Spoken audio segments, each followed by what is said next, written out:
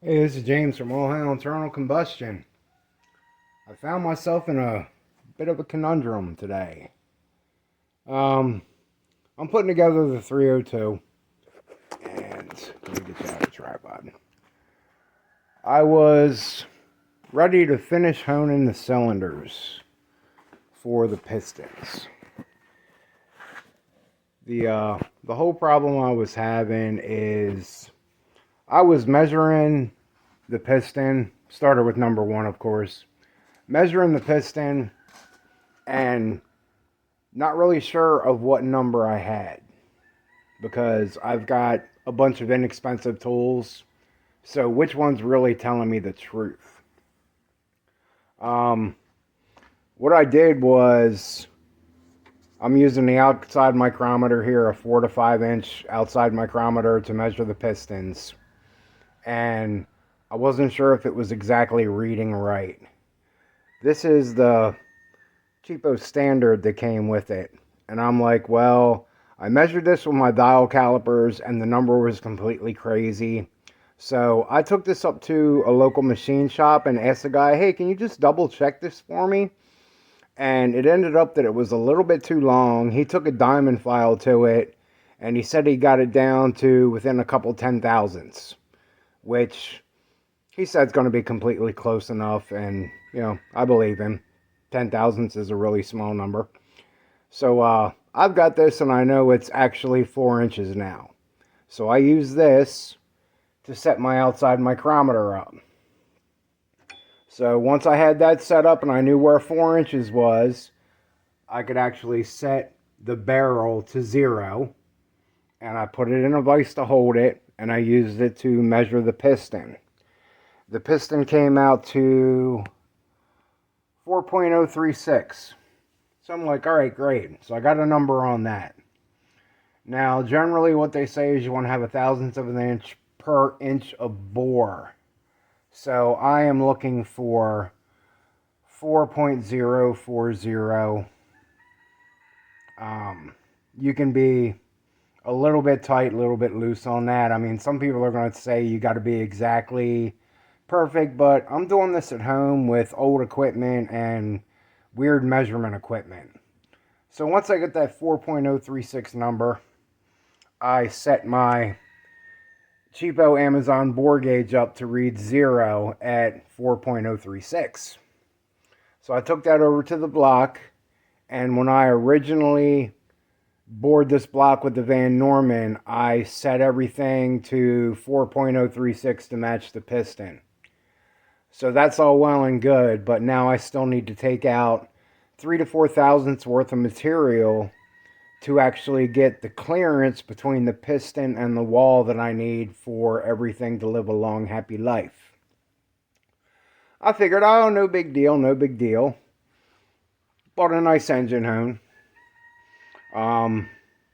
This one I picked up on Amazon. It's a Lyle 15,000th. Kind of pricey. It was like $178. But it seems like a good tool so far. So I tried to take that 3,000ths of an inch out that I needed with this. And man, it took forever. So obviously, one lesson I learned, your hone isn't really to remove material. I should have already known this. I'm old enough, but lessons learned, lessons learned. So that's why I've got the Van Norman set back up. Now what I did with the Van Norman is it uses this kind of cutter in it. And as you can see, I've got that marked at 39. That's where I set it. Basically, I knew my bore was 4.036. So what I did was I set this cutter to 4.036. Sorry about the lines in there. That's my LED shop light. But I set this to 4.036, put it into the machine, fed it down by hand, and made sure that I wasn't making contact with the block, which I wasn't. So now I know this bore is really 4.036. My cutter is set to 4.036. I realize this is a lot of numbers and this is a lot of silliness, but like this is how my brain works. I don't know how yours works. So that way I had an absolute number that I could then set the barrel on this Van Norman tool to. Because if you take this and measure this by itself, it's only 2 and some odd inches long, because this goes into the head of the Van Norman, so therefore it's not going to be even half of what the bore is because of how it's situated in the machine. So you just can't measure this and say, oh, there's my number. You need this specific measuring device to set it. So I set this to 4.036 and I adjusted the barrel, and on all these micrometers, that little hole right there, you put a tool into, and you can rotate your barrel to make your zero line up. So once I did this, I set this to 36, which would be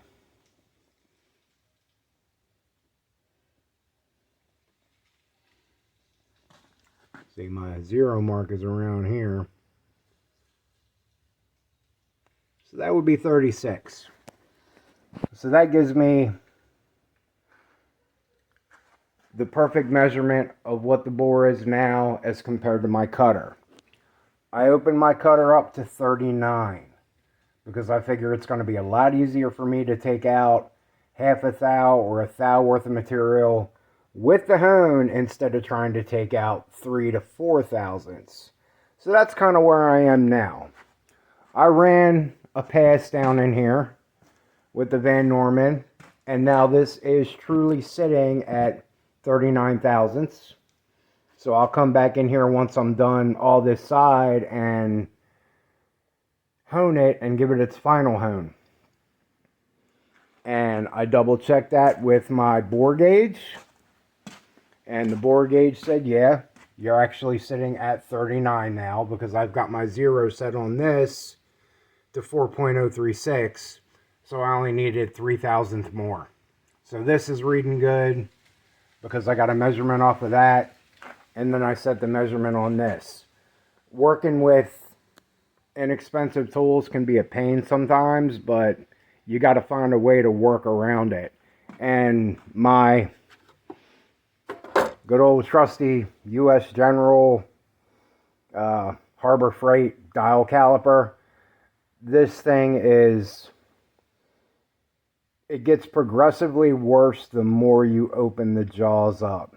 So I think I'm going to go in the basement. I think I've got an old Mutabo or something that I'm going to pull out here and put into the shop, because this is, it's good for like doing crap work, but I don't trust it for doing precision work, which is what I need to do now, because I don't want this engine roaching 500 miles after we get it together and get it running.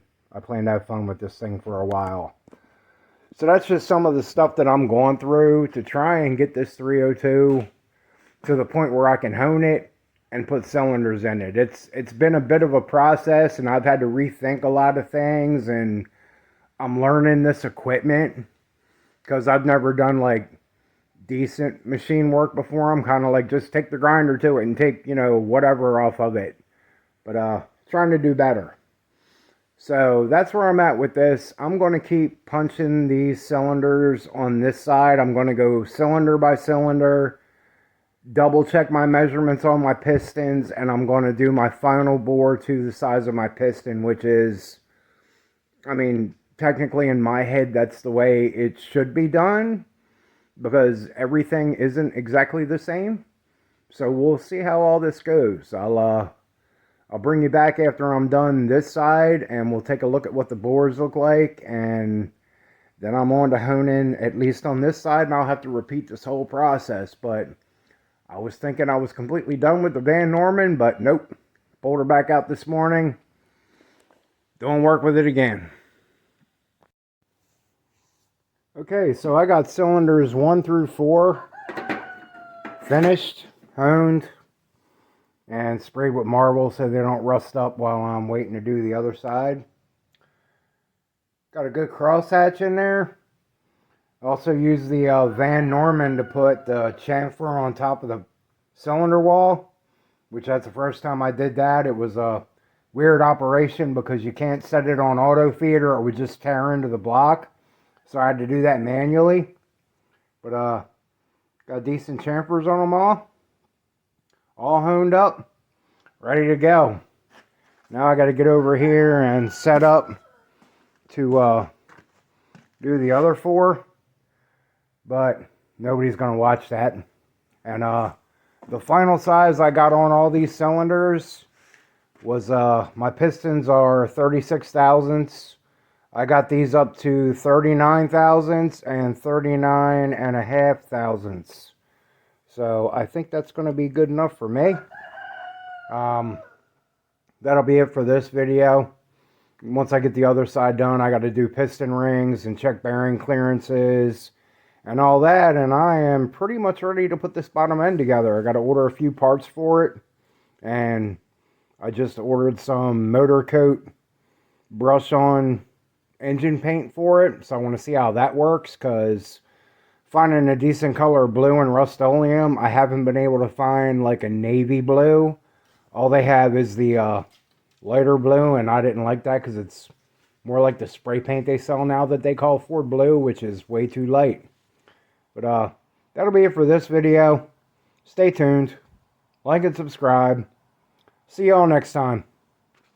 All hail internal combustion.